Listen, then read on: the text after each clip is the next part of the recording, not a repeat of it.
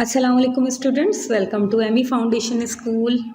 आज हम 6 क्लास की इंग्लिश की बुक का unit number 7 pen pals read out करेंगे। Pen pals means pen friend. Last month पिछले महीने क्लास 6 के स्टूडेंट्स ने पार्टिसिपेटेड, हिस्सा लिया इन अ प्रोजेक्ट, एक प्रोजेक्ट में ऑन मेकिंग पेन पॉल्स बनाने के लिए, यानी कि कलमी दोस्त बनाने के लिए फ्रॉम अदर कंट्रीज, दूसरे ममालिक से।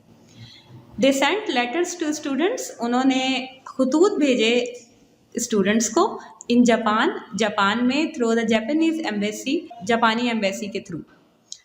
टुडे दे हैव रिसीव्ड, और आज उन्होंने मौसूल किए रिप्लाईज, जवाबात टू देयर लेटर्स, अपने खतूत के, फ्रॉम जापानीज स्टूडेंट, जापानी स्टूडेंट्स की तरफ से। एवरीबडी इज़ वेरी एक्साइटेड, हर कोई बहुत खुश था।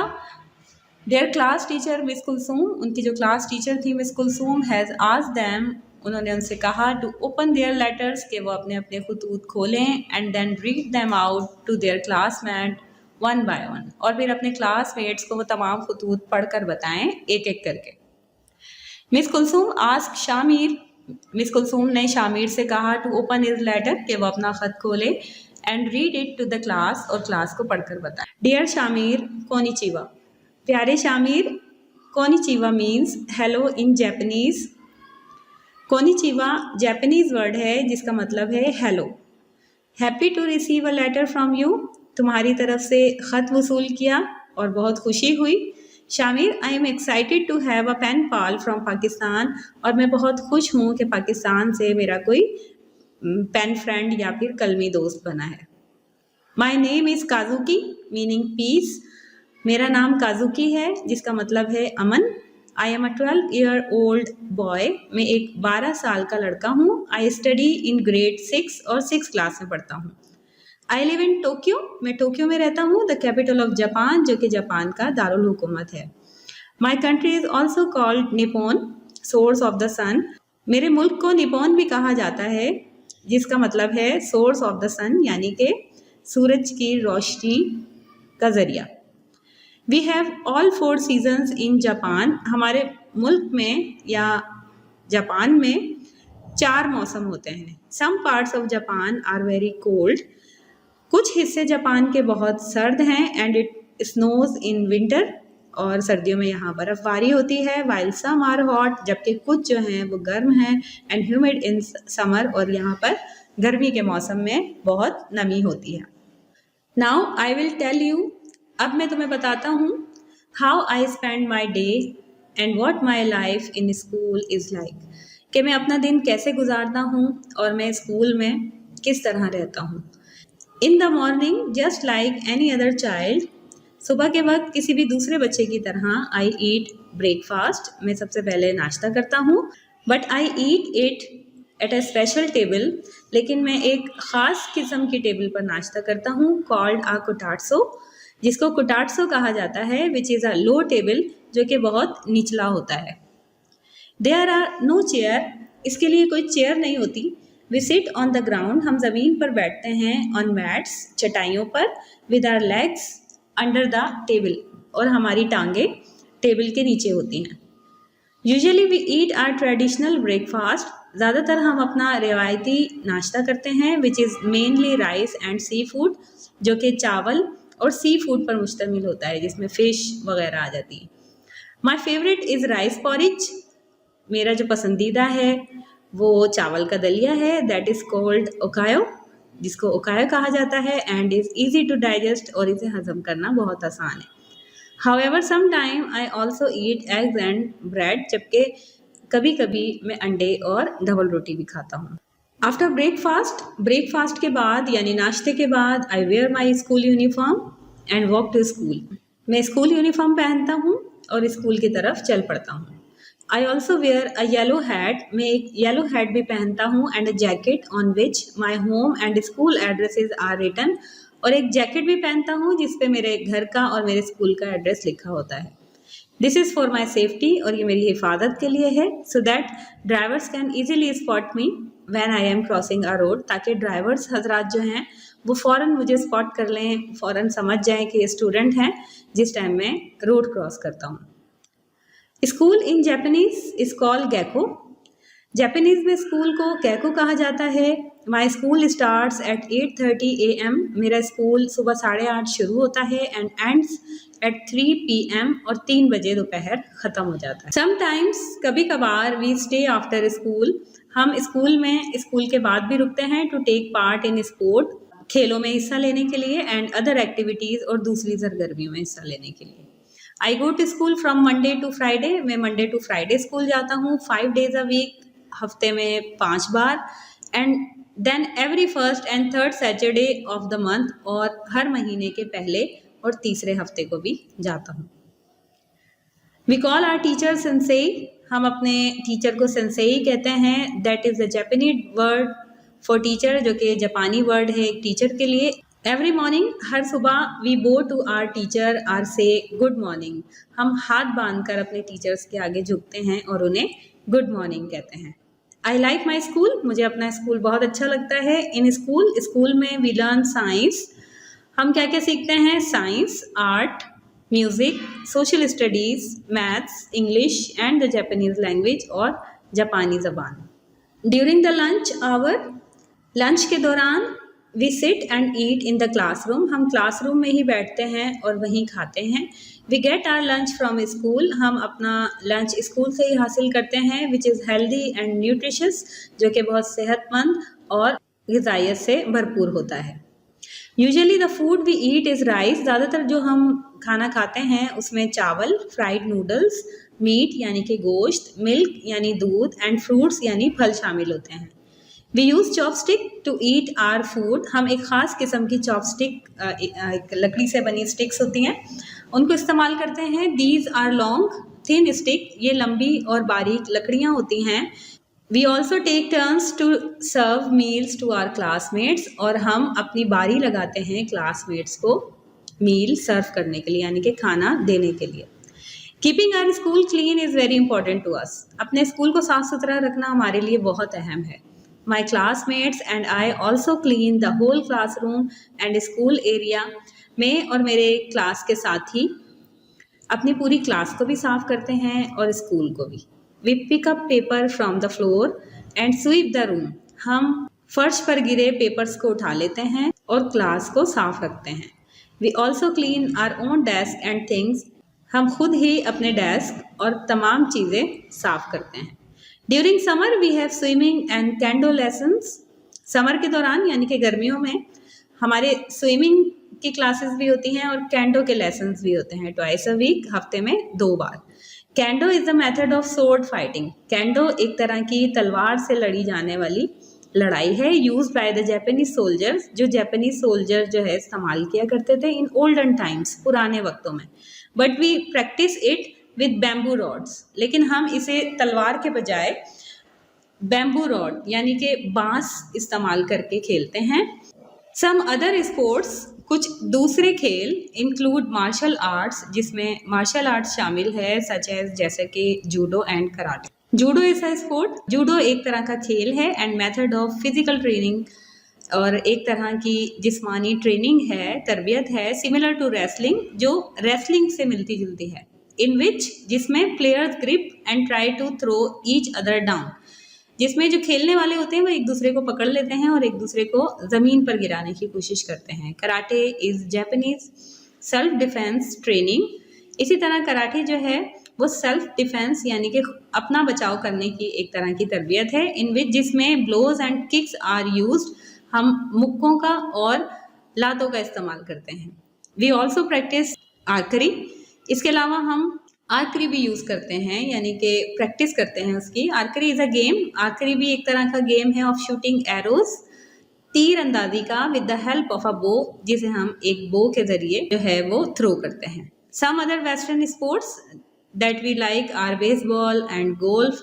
इसके अलावा कुछ मगरबी खेल भी हम खेलते हैं जिसमें बेसबॉल और गोल्फ शामिल है। आफ्टर स्कूल के बाद आई वॉक होम, मैं घर की तरफ जाता हूँ। And when I enter the door, और जैसे ही दरवाजे से दाखिल होता हूँ, I take my shoes off immediately, तो मैं फौरी तौर पर अपने जूते उतार देता हूँ। I am not allowed to bring shoes inside the house. मुझे घर में शूज़ ले जाने की इजाज़त नहीं है। इनसाइड द हाउस, घर के अंदर, आई वेयर स्लीपर्स कॉल्ड सुरीपा। हम एक खास किस्म के स्लीपर्स पहनते हैं जिसे सुरीपा कहा जाता है। Then it's supper time and we eat at home, और ये हमारा बेहतरीन वक्त होता है और इस वक्त हम खाना खाते हैं। माई मदर कुक्स फॉर अस, मेरी वालदा मेरे लिए पकाती हैं। But I also help her in cutting, chopping, washing dishes and cleaning up, लेकिन मैं उनकी मदद करता हूँ चीज़ों को काटने में, बर्तन धोने में और सफाई करने में। समटाइम्स वी ईट सुशी, कभी कभी हम सुशी भी खाते हैं। Sushi is rice and raw fish और वेजिटेबल। जो सुशी है वो चावल और फिश या फिर सब्ज़ी पर मुश्तमिल होती है। आफ्टर दैट, इसके बाद आई वॉच टेलीविज़न, मैं टेलीविज़न देखता हूँ। फिनिश माई होमवर्क, अपना होमवर्क ख़त्म करता हूँ। And before going to bed, और सोने से पहले आई टेक अ बाथ, मैं नहाता भी हूँ। So this was the story of my whole day. तो ये मेरी पूरे दिन की कहानी है। But I have to tell you little bit more, लेकिन मैं थोड़ा कुछ और भी तुम्हें बताना चाहता हूँ। We celebrate Japan 3 main national holidays, हम जापान की 3 मेन हॉलीडेज या छुट्टियां मनाते हैं। The holidays are the emperor's birthday on April 29, जिसमें पहला जो है वो वहाँ के बादशाह का बर्थडे है जो कि अप्रैल 29 को मनाया जाता है। New years day on January 1, new year day मनाया जाता है जो कि जनवरी की 1 तारीख को होता है।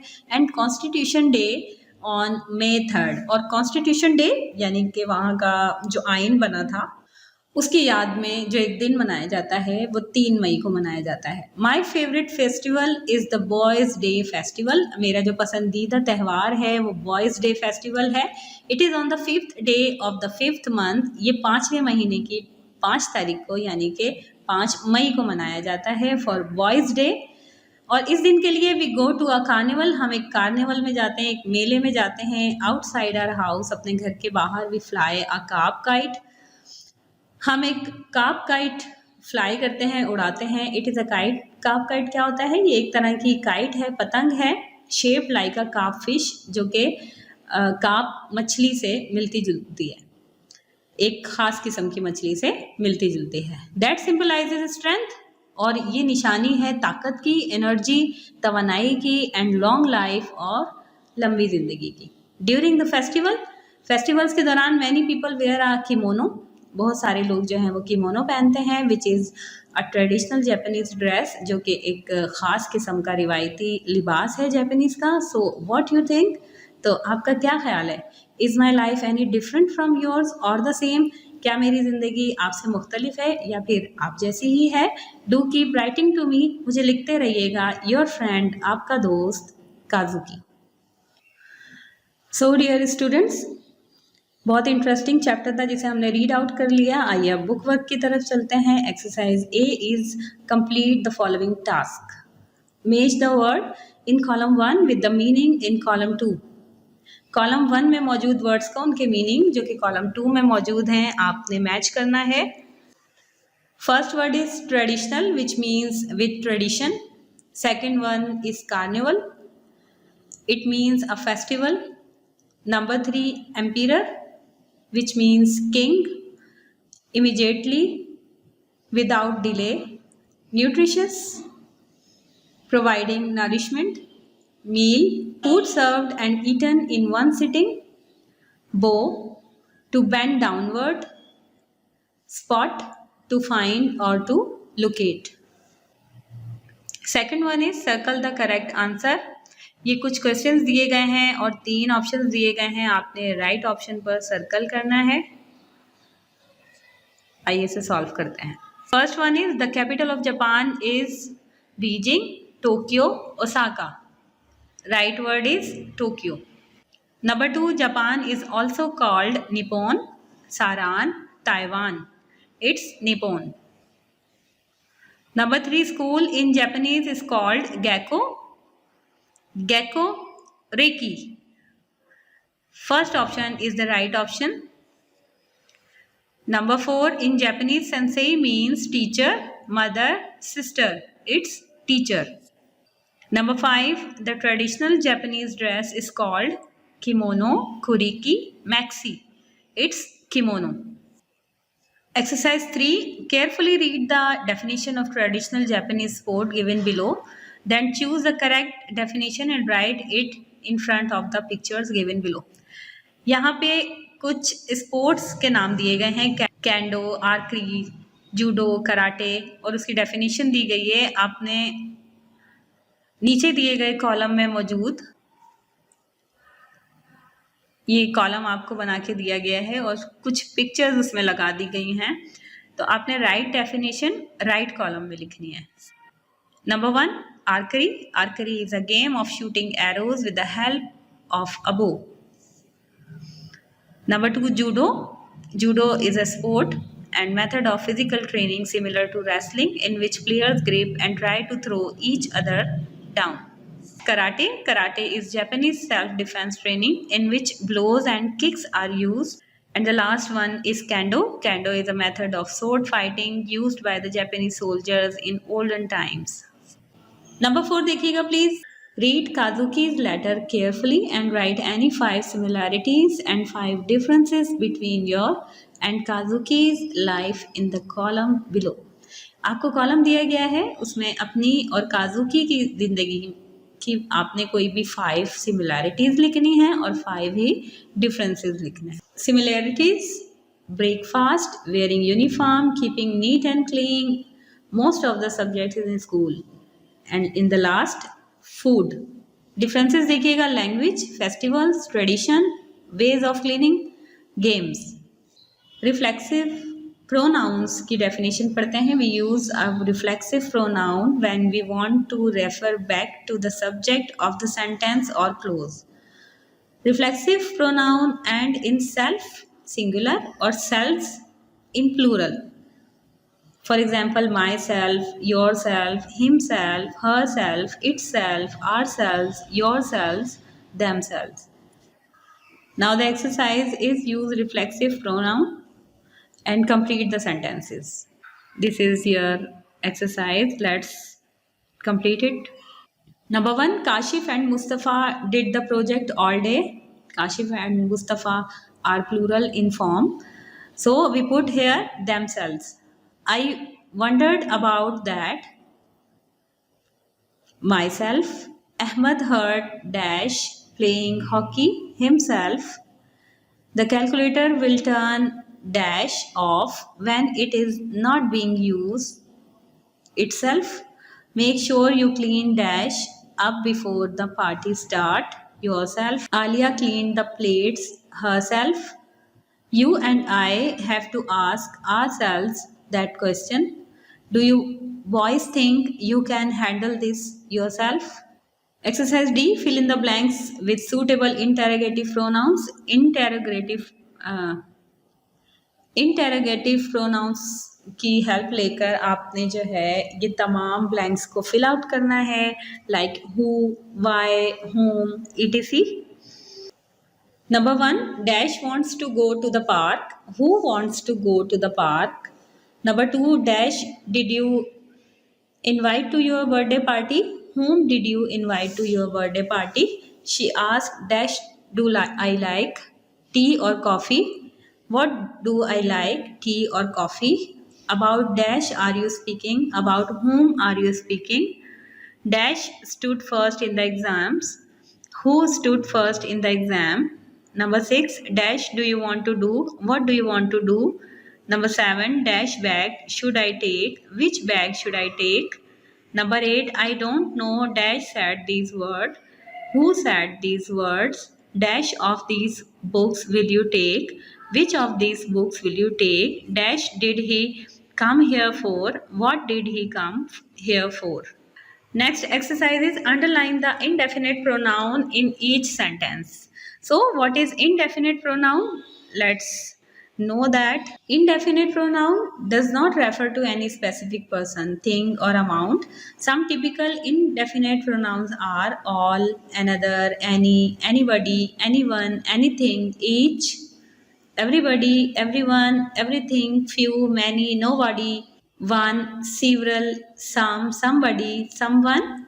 Note that many indefinite pronouns also function as other parts of a speech. Look at another in the following sentences.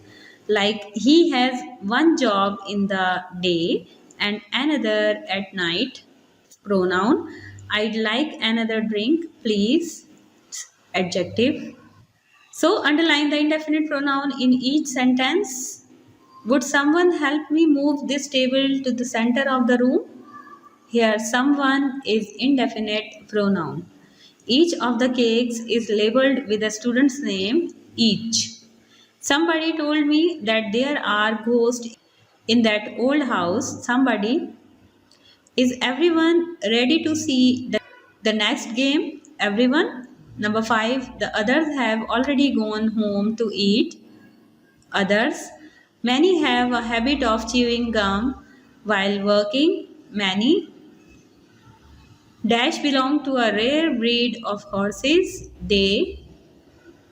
Everybody has arrived here. Everybody.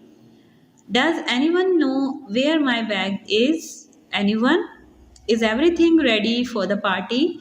Everything. Next exercise is underline the correct pronoun for each sentences. हमें दो options दिए गए हैं, दो pronounce दिए गए हैं, हमने राइट ऑप्शन को अंडरलाइन करना है. Let's solve the exercise. Number 1, each of the boys takes care of his own room. Anyone can join our group if he is really interested. Number 3, the team can't play its best when it's too hot. Everyone should do his best work on the project. Jamal wants to learn drawing. He finds it exciting. So students, we are talking about our assignment number 13. सबसे पहले हमने read करना था unit number 7 pen pals with translation. We have done that. Number 2, book work. We have also done that. अब हम vocabulary करेंगे, then sentence making करेंगे, उसके बाद fill in the blanks और लास्ट में question answers करेंगे. So students, सबसे पहले vocabulary लिखते हैं. कॉपी वर्क स्टार्ट करने से पहले आप फर्स्ट ऑफ ऑल अपना टाइटल पेज रेडी करेंगे जिसमें हमें unit number 7 pen pals mention करना है और डेट भी लास्ट में मेंशन करनी है. आइए वोकैबुलरी करते हैं. First word is excited. It's eager. Traditional, part of a tradition. Nutritious, nourishing. Self defence, the act of defencing one self. Constitution, a body of its fundamental principles.